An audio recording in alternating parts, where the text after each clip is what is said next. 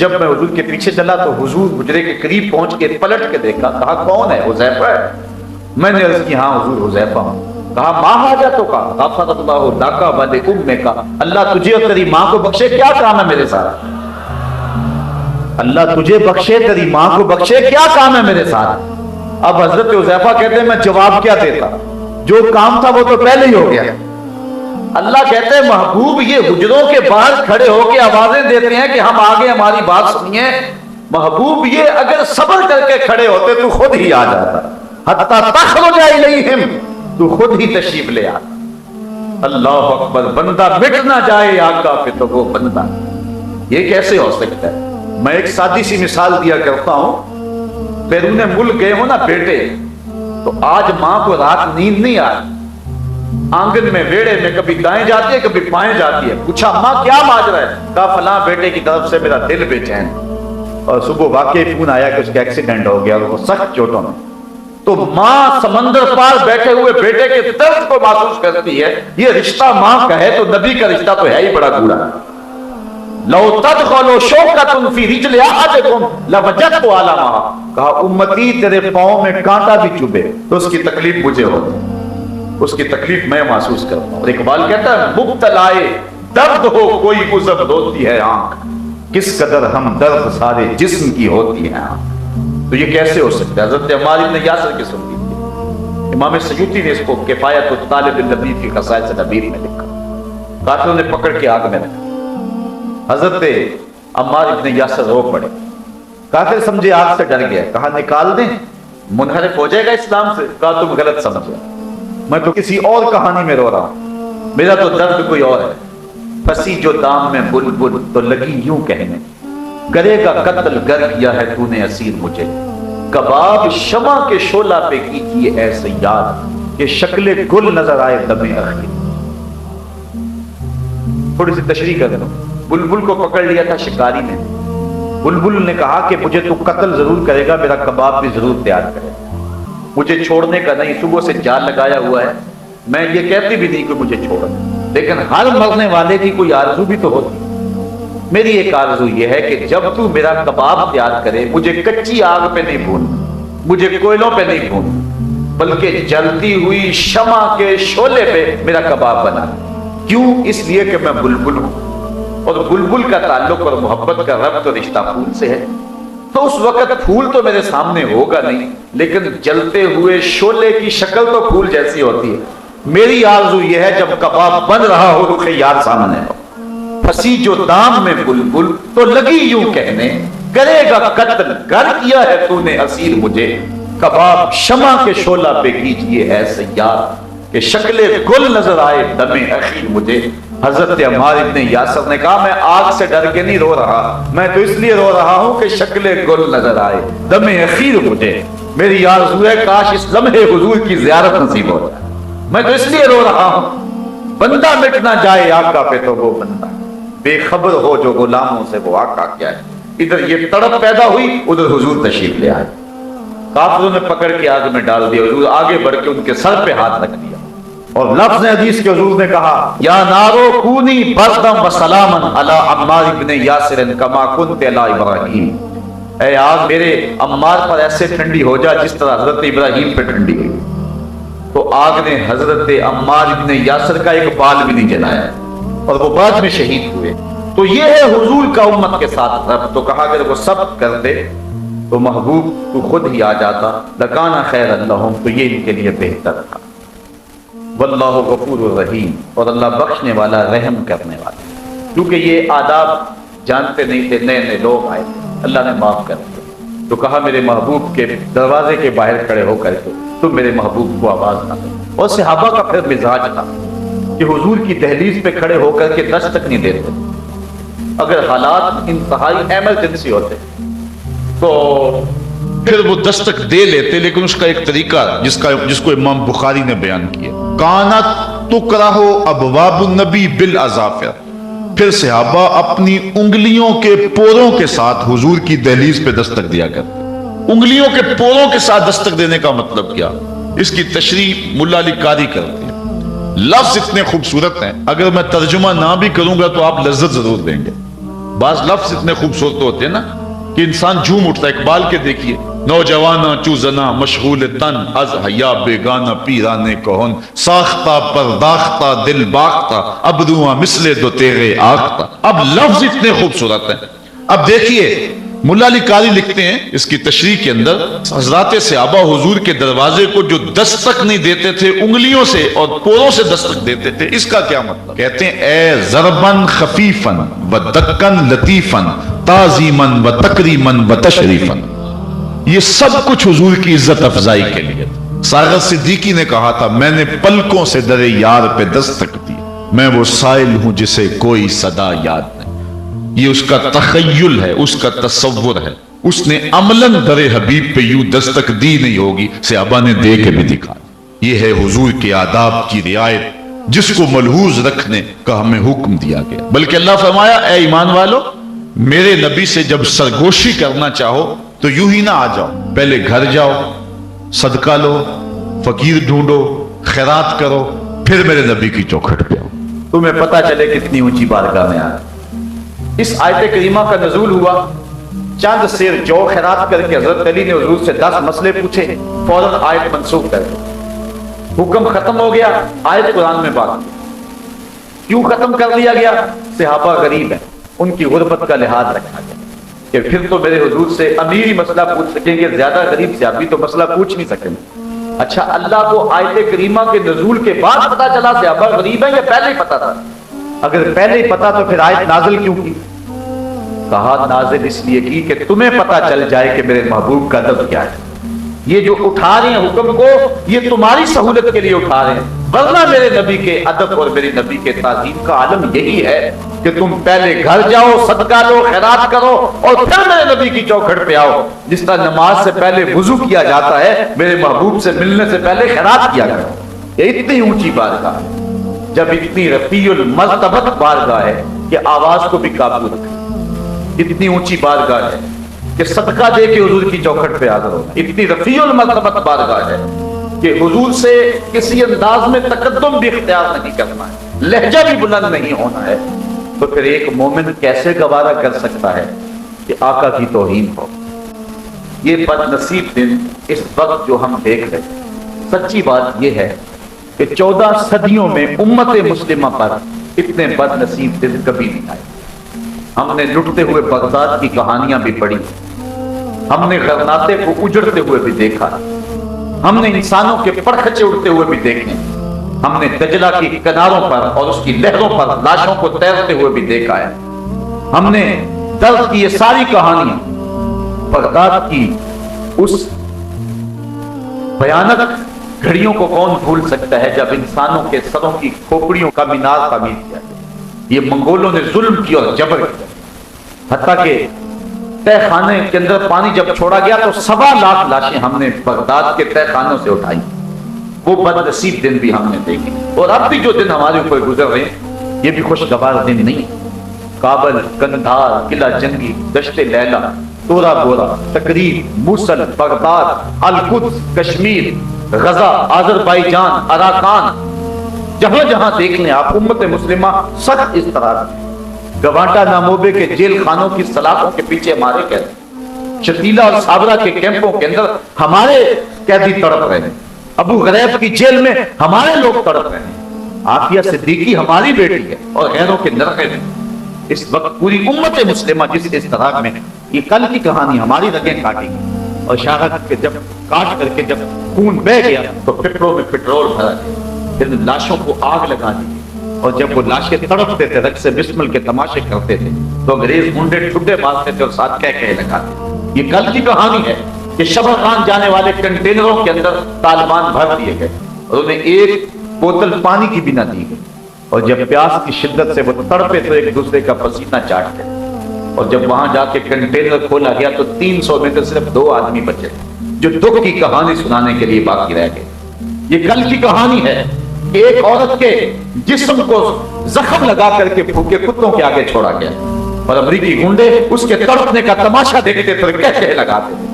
ये कहानी पुरानी नहीं हुई कि हमारे सरों से बाल नोचे गए और उन जख्मों में तदाब छिड़का गया और उनके तड़पने का तमाशा देखा गया। یہ کتوں اور بلیوں کے حقوق بنانے والے مکار اور عیار اتنے گندے اور اتنے گھنونے اور اتنے سخت اور اتنے سخت دل ہیں کہ انہیں انسانوں کا تماشا لگا کے خوشی ہوتی ہے. یہ سب کچھ منافقت ہے. یہ بلیوں اور کتوں کے اور جانوروں کے حقوق کی تنظیمیں بنانے والے یہ سب مکاری کرتے ہیں. انسانوں کا بہتا ہوا خون اور افغانستان کے پہاڑ خون سے رنگے گئے اور عراق کے اندر جو کچھ ہوا موصل کی شام کون بھول سکتا ہے اور کون لمحوں کو بھول سکتا ہے جب بغداد کے اندر لوگوں نے اپنے گھروں کے صحنوں کے اندر قبریں کھودی تھی. ہمیں بڑے چرکے لگے, ہمیں بڑے دکھ پہنچے, بڑی اذیتیں, لیکن یہ وقت بھی ہم نے اپنی آنکھوں سے دیکھا اور یہ ہماری زندگی میں لمحے بھی آئے کہ جس طرح ہاکی اور کرکٹ کے میچ ہوتے ہیں ویب سائٹ کے اوپر پیج ڈالا جاتا ہے اور پوری دنیا کو دعوت دی جاتی ہے کہ آؤ توہین رسالت کا میچ کھیلیں, اور 12,000 لوگ جو ہیں وہ اس کی رجسٹریشن کرواتا ہے. یہ ڈوب مرنے کا موقع ہے امت مسلمہ.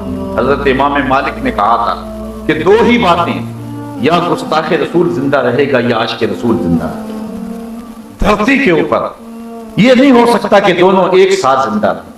ہماری زندگی بے ترتیب کیوں نہیں ہو جاتی, ہمارے شب و روز غیر مرتب کیوں نہیں ہو جاتے, ہماری زندگی کے تیور جو ہے وہ بدل کیوں نہیں جاتے. یہ دن بد نصیب دن ہم نے اپنی آنکھوں سے دیکھے ہیں, لیکن بد نصیب دن ہمارے حکمرانوں کی کرتوتوں کی وجہ سے آئے. یہ بات ذہن میں رکھیں. ہم نے اسلام اور مسلمانوں کے اوپر انتہائی کمزور ایام بھی دیکھے, بالخصوص جب سلطنت عثمانیہ ٹوٹ رہی تھی, جب مسٹر ہیمفر اور لارنس آف عربیہ کے جاسوس عرب ممالک میں جو ہے وہ امت مسلمہ کو توڑنے کی اور سلطنت عثمانیہ کے ٹکڑے ٹکڑے کرنے کی سازش کر رہے تھے, تو یہ انتہائی کمزور ترین دن تھے. ادھر ہمارے حکمران عیاشیوں میں لگے ہوئے تھے. انہی دنوں کا مرثیہ پڑا ہے, دیکھ مسجد میں شکست رشتہ تسبیح شیخ اور بت کدے میں برہمن کی پختہ زناری بھی دیکھ, کافروں کی مسلم آئین کا بھی نظارہ کر اور مسلموں کی مسلم آزاری بھی دیکھ, چاک کر دی ترک نادان خلافت کی کباب, سادگی مسلم کی دیکھ اوروں کی عیاری بھی دیکھ. وہ دن بھی ہم نے دیکھے, لے گئے تسلیس کے فرزند میراث خلی, ہم نے وہ دن بھی دیکھے. اسی کشتی کو ہے خوف تلاطم صد ہے منہ موڑ دیے تھے جس نے بڑھتے ہوئے طوفانوں کے. ہم نے بدترین دن دیکھے ہیں اور یہ حالات آئے ہیں امت مسلمہ کے. ہم نے لٹتے ہوئے اندلس کی کہانیاں بھی پڑھی, ہم نے بیت الحمراء پر جو ہے وہ انگریزوں کو بنگڑا ڈالتے ہوئے دیکھا ہے, ہم نے مسجد قرطبہ کو جو ہے وہ گھوڑوں کا استبل بنتے ہوئے بھی دیکھا ہے. بڑے بد نصیب دن ہمارے اوپر آئے ہیں, اور یہ 2-4 اشروں کے اندر تو جو حالات ہیں وہ انتہائی بدترین. لیکن میں کہانی سنا رہا ہوں اپنے کمزور ترین دور کی, جب سلطنت عثمانیہ نہ ہونے کے برابر تھی. سلطان عبد الحمید کا زمانہ ہے اور انگلینڈ کے اندر ایک فلم توہین رسالت پہ بنتی ہے. اس کمزور حالات کے اندر جبکہ جینے کی راہ تلاش کر رہے تھے یہ لوگ, سلطان عبد الحمید فوجی لباس پہن کے ہاتھ میں تلوار تھام کے میدان میں آ جاتا ہے. اتنے بد نصیب دن تھے. اس وقت ہم ایٹمی طاقت نہیں تھے, لیکن آج 56-57 اسلامی ممالک اور جو اس وقت حال ہو رہا ہے اس سے پہلے کی کوئی مثال نہیں. 56-57 اسلامی ملکوں نے ڈھب کا ایک زوردار بیان بھی دیا حکمرانوں کی جانب. OIC ایک مردہ گھوڑے کا کردار ادا کر رہا ہے. شاید ہمارے حکمران سمجھتے ہیں, میں نے کل بھی کسی موقع پہ کہا تھا کہ زرداری بیچارے کو تو ہم کیا کہیں, اس کی تو بات ہی چھوڑیں, لیکن یوسف رضا گیلانی کو تو کہہ سکتے ہیں. کل قیامت کے دن آمنہ کے لال نے پوچھ لیا, گیلانی میری توہین ہوتی تھی اور تیرے ہاتھ میں وزارت کا قلم دان تھا, تو ایک ڈھب کا بیان بھی نہ دے سکا, تو گنبد خضرا کے مکین کے سامنے کیا جواب دے گا؟ ماں فاطمہ نے پوچھ لیا میرے پاپا کی توہین ہوئی تھی اور تیری زندگی بے ترتیب نہیں ہوئی تھی, تو کیا جواب دے گا؟ شاید ان لوگوں نے سمجھا ہے کہ واشنگٹن اور وائٹ ہاؤس کی دین ہے حکومت, لیکن حکمرانوں نے دھوکہ کھایا ہے. یہ تخت و تاج ہمیں امریکہ اور یورپ سے نہیں ملے, یہ محمد عربی کے جوڑوں کا صدقہ نصیب ہوئے. یہ پاکستان بالخصوص ہمیں تھالی میں ڈال کر نہیں دیا گیا, بھیک مانگنے سے ہم نہیں دیا. ہمارے بزرگوں نے قربانیاں دی ہیں, خون کی بہتی ہوئی دھاریں آج بھی گرم ہیں جو اس وطن کے لیے بہی تھی. وہ لمحے بھول سکتے ہیں آپ جب ماں کی گود سے بچہ چھینا جاتا اور سکھ کر پان کی نوک پہ لڑاتا اور پھر پٹک کے فرش پہ مارتا, बच्चे का पेट फट जाता, माँ रोने की बजाय कहती पाकिस्तान का मतलब क्या, ला इलाहा इल्लल्लाह, कानून रियासत क्या होगा, मोहम्मद रसूल। ये पाकिस्तान हमने खून दे के दिया है, अपने वतन छोड़ के पाकिस्तान हासिल किया है। दुनिया के ऊपर नजरिए की बुनियाद पर बाद से वजूद में आने वाला मुल्क है पाकिस्तान। इसका जुगराफिया बाद में है, नजरिया पहले। नजरिए की बुनियाद पर यह मुल्क बाद से वजूद में आया। इसके लिए हजारों माओ ने अपनी ममता भरी गोदियां नछावर की, सब हलाली परचम पे कुर्बानियां पेश की गई। पाक सरजमीन यूं ही शादबाद नहीं हुई, बल्कि इसके नीचे बहुत सारे लोगों का खून है। कितनी औरतों का जो है वो खून बहा, और कितनों ने अपनी आबरू से हाथ धोए। तो ये मुल्क हमें यूं ही नहीं मिला। ये समझते हैं कि ये वाशिंगटन की देन है, और एक ढबका बयान देना जो है वो इनके अंदर हिम्मत नहीं है। ये वतन हुजूर के गुलामों का वतन है, और मोहम्मद अरबी सल्लल्लाहु अलैहि वसल्लम की देन है, बल्कि पूरी दुनिया के 56-57 इस्लामी ममालिक आका की अता है। ये मक्के और मदीने का फैजान है, ये वाशिंगटन और यूरोप का फैज नहीं है, ये आमना के लाल का फैज। हजरत उमर रज़ी अल्लाह ताला अन्हु गुजर रहे हैं अर्ज़े तहामा से, फूट फूट के रोने लगे। किसी ने कहा उमर 22 लाख मुरब्बा मील की हुक्मरानी और इस चटियल मैदान में खड़े होकर रो रहे हो, क्या माजरा हुआ?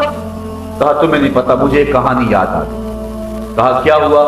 कहा मैं अपने बाप खत्ताब के ऊंट चलाया करता, इसी मैदान में मेरे बाप ने मुझे कहा 5 ऊंटों को लाइन में खड़ा कर। मैं आगे वाला सीधा करता तो पीछे वाला टेढ़ा हो जाता, मैं पीछे वाला सीधा करता तो आगे वाला टेढ़ा हो जाता। मेरे बाप खत्ताब ने मुझे बड़ा मारा। कहा एक अरब के बेटे होकर के 5 ऊंट भी लाइन में खड़े नहीं कर सकते हो? तो इसी चटियल मैदान में मुझे मेरे बाप से मुझे मार पड़ी, और आज 22 लाख मुरब्बा मील की हुक्मरानी है। शरक से लेकर गरब तक सारे लोग एक लाइन में खड़े हैं। ये मोहम्मद अरबी के जोड़ों का सदका नहीं है तो और क्या है? मैं तो 5 ऊंट भी लाइन में खड़े नहीं कर सकता था, और आज शरक से गरब तक सारी दुनिया की लाइन में खड़ी है। ये आका के नालैन का सदका नहीं है तो और क्या? तो उम्मत मुस्लिमा को जो हुक्मरानी मिली है, ये हुजूर के नालैन का सदका मिला। और मैं उनको भी कहना चाहता हूं जो मिर्जइयों के भाई बनते फिरते हैं, शर्म करो, हया करो, बेगैरत न बनो। मुझे एक दरवेश ने बताया कि फांसी का फंदा पूरा आ गया था, सिर्फ 2 नेकियां काम आ गई। एक तो जो एटमी धमाका किया था वो काम आ गया। आज भूल गया है उस कहानी को, उस वक्त फंदा बिल्कुल पूरा आ गया। ये मदीने ने बचाया है या मक्के ने बचाया है? और आज जो कुत्ते मक्के और मदीने पे भौंकते हैं, आज उनको भाई कहा जा रहा है। ये 4 दिन का तख्तो ताज है, 4 दिन की कहानी है। हम अगर जरदारी को कहते हैं और दूसरी तरफ गिलानी को कहते हैं कि अपना किबला दुरुस्त करे, हम मियां नवाज शरीफ को भी कहते हैं अपना किबला ठीक कर दे, अल्लाह से तौबा करे, वरना अल्लाह का कहर पड़ेगा, उसका गजब पड़ेगा। कौम ने तेरे से तवक्को वाबस्ता की है, लेकिन कौम तवक्को वाबस्ता कर सकती है, लेकिन हुजूर अलैहिस्सलाम के नाम से कौम गद्दारी नहीं कर सकती। तुमने समझा कि जो मर्जी कह ले कौम सोई हुई है। हमारे पास इस वक्त मुल्क में भी लीडर कोई नहीं, हम समझते हैं हमें मजबूरन जो है बहुत सारे लोगों का झुकाव तेरी जानब हो गया, और तू भूल गया कि शायद जो है कितना बड़ा लीडरशिप तो कोई नहीं है, कौम की मजबूरी है। लोग छोटी बुराई को कबूल करने के लिए तैयार हो जाते हैं। कौम की तवक्को पे पूरा उतरने की कोशिश कर, और ये जो गजब किया और जुल्म किया मिर्ज़इयों को जो है वो भाई कहा। मिर्ज़ई खत्म नबूवत के बागी हैं, रसूलुल्लाह के दुश्मन हैं। मिर्जा कादियानी ने कहा है कि जो मुझे नबी नहीं मानता वो कंजरियों की औलाद है। जो बदबख्त ये जुमले कहें तो उसको भाई कहने वाला हमारा क्या लगता है? अल्लाह से तौबा करे, अल्लाह से माफी मांगे, वरना इतना बड़ा गुनाह किया है जो दुनिया भी बर्बाद कर देगा, आखिरत भी बर्बाद कर देगा। ये तख्त और ताज के लिए लोग क्या क्या पापड़ दे रहे हैं। अल्लामा इकबाल ने अपना सारा फलसफा 2 लफ्जों में निचोड़ दिया। हद कर दी कलंदरे लाहौरी और दरवेश सियालकोटी ने, फैलसूफे मशरक ने, नक्कादे मगरब ने। इकबाल ने अपना सारा फलसफा 2 लफ्जों में निचोड़ दिया। इकबाल कहते हैं कि मोहम्मद से वफा तूने तो हम तेरे, कि मोहम्मद से वफा तूने तो हम तेरे हैं, ये जहां चीज है क्या लौह कलम तेरे हैं।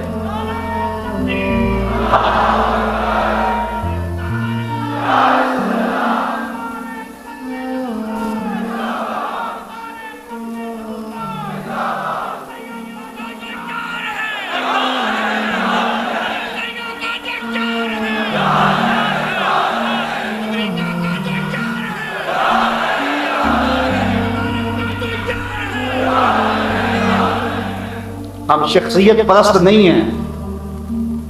فتنہ ملت بیضا ہے امامت اس کی جو مسلمان کو سلاطین کا پرستار کرے.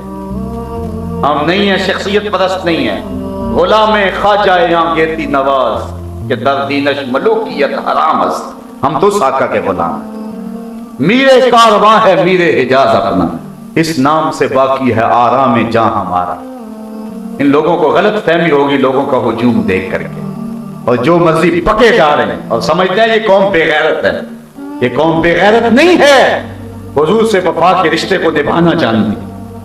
وہ گود ابھی بھانج نہیں ہوئی جس نے غازی علم الدین کو جنم دیا تھا. وہ گود ابھی بھانج نہیں ہوئی جس نے عامر چیمہ کو جنم دیا تھا. غلط فہمی ہو گئی اور مغرب نے بھی حکمرانوں کے روپ میں مسلمانوں کا چہرہ دیکھنا شروع کر دیا. ہم سب کچھ قبول کر سکتے ہیں, ہر شے برداشت کر سکتے ہیں, لیکن نام محمد سے غداری نہیں کر سکتے. مغرب نے اپنے انداز میں سوچا ہے. وہ کہتا ہے کہ نبی بھی تو ایک انسان ہی ہوتا ہے, لیکن نہیں, ہم ہر شے ہر دکھ قبول کر لیتے ہیں, لیکن جب بات میں پہ آئے تو سب کچھ نبی کے نام پہ وار کے پھر بھی کہتے ہیں حق ادا نہیں ہوا. بریلی سے آج بھی آواز آ رہی ہے, کروں تیرے نام پہ جان فدا, نہ ایک جان دو جہاں فدا, دو جہاں سے بھی نہیں جی بھرا, کیا کروں کروڑوں جہان. پی ٹی اے کا ڈائریکٹر دلائل دے رہا ہے پاکستان کا امیج خراب ہوگا. میں نے اسی دن گجرانوالہ کے روڈ پہ کہا تھا, میں کس امیج کی بات کرتے ہو؟ گینگ ریپ والے امیج کی بات کرتے ہو جس پہ بچیوں کو اٹھا کے لے جایا جاتا ہے؟ اس امیج کی بات کرتے ہو جس میں منڈیاں مچھلی بازار بنی ہوئی ہیں؟ اس امیج کی بات کرتے ہو؟ کل عورتیں ایک دوسرے کے بال جو ہے وہ توڑ رہی تھی اور ایک دوسرے کو تماچے لگا رہی تھی اسمبلی کے اندر, اس امیج کی بات کرتے ہو؟ شاہی قلعے کے اندر ایک وزیر ایک عورت سے تھپڑ کھاتا ہے, اس بغیر امیج کی بات کرتے ہو؟ ایک عالی نسب شخص کا چہرہ فضا میں گھومتا ہے کہ علی جناب کا بھی نشہ نہیں اترا اس لیے بھی نیچے نہیں چہرہ اترے گا, اس سمجھ کی بات کرتے ہو؟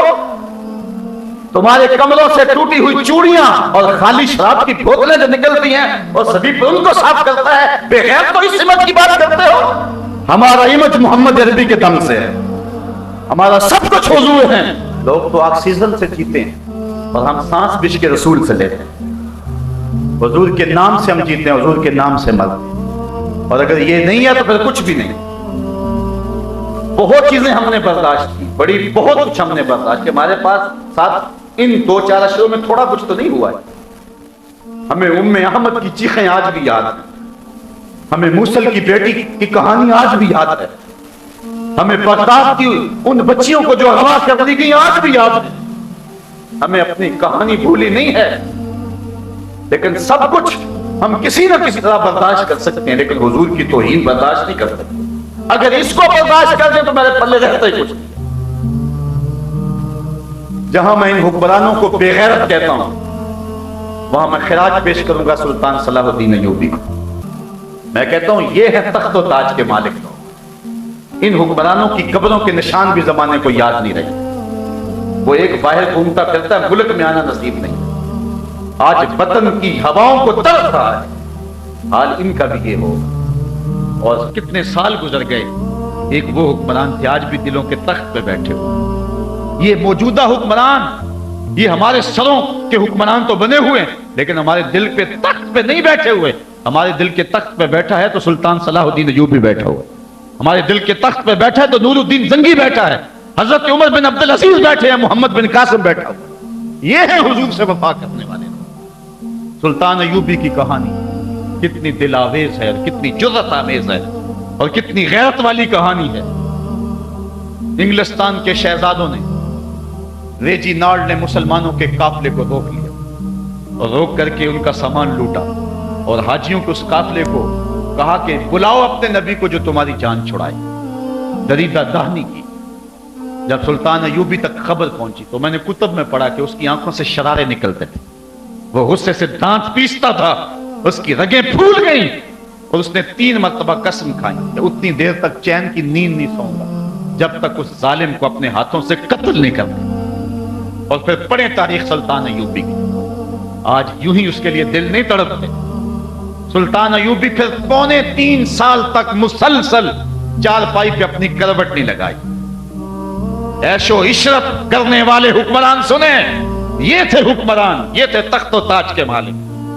3.25 سال تک اس نے چارپائی پہ اپنی کربٹنے لگا. جب نیند تنگ کرتی تھی خیمے کی چوب سے ٹیک لگا کے آنکھوں کی آگ نکال لیتا. وہ جو خیمے کے اندر لکڑی گڑی ہوئی تو اس کے ساتھ ٹیک لگا لیتا. آنکھوں کی آگ نکلی پھر محاذ پہ. اس نے وہ بارود والی ہانڈیاں تیار کی, بہت کچھ کیا اس نے دن رات. واپس آتا ہے تو نقشے بناتا ہے, جاتا ہے محاذ پہ ڈٹ جاتا ہے. 3 سال کے بعد اللہ نے اس کی مراد پوری کی. انگلستان کے شہزادے لائن میں کھڑے ہیں, گرفتار ہو گئے. بادشاہ نے شاہ گاما کے لیے کرسی پیش کی. نائٹس کو پانی کا کھورا دیا, کہا جسے ہم کرسی دیتے ہیں امان دیتے ہیں, جسے آپ کھورا دیتے ہیں پانی کا اسے امان دیتے ہیں. ہم سفارتی آداب جانتے ہیں, بادشاہوں کو قتل نہیں کیا کرتے, تمہیں آزاد کرتے. لیکن جب ریجینالڈ پہ نظر پڑی تو سلطان صلاح الدین ایوبی آپے سے باہر ہو گئے. وہ غصے سے دانت پیستا ہوا آگے بڑھا اور اس کو گرے باندھ سے پکڑ کے پٹک کے زمین پہ مارا اور چھاتی پر بیٹھ کے اس کے بدن کی بوٹیاں کرتے ہوئے کہا, او کتے, تو نے کہا تھا بلاؤ اپنے نبی محمد کو. محمد عربی نے اپنا نوکر بھیج دیا. محمد عربی نے اپنا نوکر بھیج دیا ہے جو تیری خبر لے گا. اور اس کی ٹکا بوٹی کر کے رکھ دی. سلطان نور الدین زنگی کی کہانی بھی آپ نے سنی. حضور خواب میں ملے, کہا نور الدین 2 کتے مجھ کو تنگ کر رہے ہیں.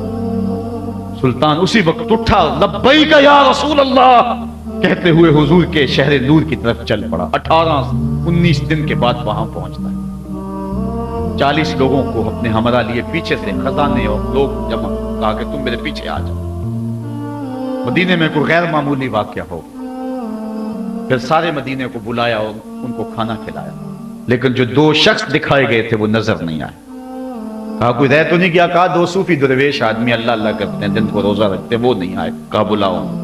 بلایا گیا تو بادشاہ نے پہچان لیا, یہ تو وہی. کہا ادھر کیا لینے آئے ہو؟ کہا اللہ اللہ کرتے ہیں. کہا چلو. ان کے حجرے میں چلا گیا, دیکھا تو قالین بچھا ہوا ہے, کوئی آثار نہیں ہے. قالین اٹھایا, نیچے پٹا پڑا ہوا. اٹھایا تو نیچے سے سرنگ تھی. وہ حضور کے جسد اطہر کو نکالنے کی سازش کر رہے تھے. سارا دن مٹی نکالتے, رات کو بقیع کے قبرستان میں پھینکا تھا. اور روایات میں آتا ہے حضرت عمر رضی اللہ تعالیٰ عنہ کے پاؤں کا انگوٹھا باہر آ گیا کہ حضور نور الدین کو ملے, اور انہیں ایک جھٹکا لگا اور یہ ڈر کے بھاگ آئے. تو سلطان نور الدین زنگی نے حضور کے روضہ کے چاروں طرف سیسا پگھلا کے جہاں تک پانی ہے وہاں تک ڈلوا دیا, اور پھر ان کو قتل کروایا اور ان کے ٹکڑے کروائے. اور پھر اس کے بعد جو آگے لفظ ہیں وہ جذباتی کر لینے والے ہیں. سلطان پھر مدینے کی گلیوں میں روتا پھرتا تھا, روتا کہتا تھا حضور یہ میری نوکری, کروڑوں انسان بستے ہیں, آپ کا شکریہ کہ یہ نوکری آپ نے مجھے عطا کی, یہ نوکری آپ نے مجھے عطا کی. صاحب ہر ایک کا مقصوم نہیں ہوتا, ہر ایک کا مقصوم نہیں ہے, یہ قسمت والوں کو اعزاز ملتا ہے. جب راجپال نے رنگیلا رسول لکھی تھی تو لاہور میں بڑے لوگ تھے اور بڑوں کی آرزویں بھی تھی, بڑوں نے حملے بھی کیے. خود غازی علم الدین کا دوست عبد الرشید اس کے ساتھ 3 مرتبہ ٹاس بھی ہوئی. وہ کہتا تھا میں ماروں گا, غازی علم الدین کہتا نہیں اس کتے کو میں ماروں گا. 3 مرتبہ جو ہے وہ قرۂ فال غازی علم الدین کے نام نکلا, اور پھر وہ چھری لے کر کے گیا. اور یہ اس کا مقدر کہ اس نے راجپال کو قتل کیا. اس دور کے اندر جو میڈیا کا دور نہیں تھا, اس شخص کا جب جنازہ اٹھا تو 6 لاکھ لوگ جنازے میں شامل تھے. امیر ملت بھی سید جماعت علی شاہ رحمۃ اللہ تعالی علیہ نے ایک تاریخ ساز جملہ کہا. آپ نے فرمایا لوگوں میں نے بڑے بڑے بادشاہوں کی کہانیاں پڑھی لیکن میرے دل میں کبھی یہ آرزو نہیں جاگی کہ فلاں بادشاہ میں ہوتا. میں نے بڑے بڑے شہنشاہوں کے قصے پڑھے, بڑے بڑے پہلوانوں کے تذکرے سنے, میرے دل میں یہ جذبہ نہیں جاگا فلاں پہلوان میں ہوتا. پھر کہا ہاں ہاں میں نے بڑے بڑے ولیوں کا تذکرہ پڑھا ہے, میرے دل میں یہ امنگ بھی نہیں جاگی کہ فلاں ولی بھی میں ہوتا. لیکن جب غازی علم الدین کا جنازہ لوگوں کے کندھوں میانی صاحب قبرستان کی طرف بڑھ رہا تھا, میرے دل میں یہ جذبہ انگڑائیاں لے رہا تھا کاش آج اس چارپائی پہ میں ہوتا. میں نے خود ان آنکھوں کے ساتھ غازی عامر چیمہ کی قبر کی پائنتی کی جانب ایک سید زادے کو روتا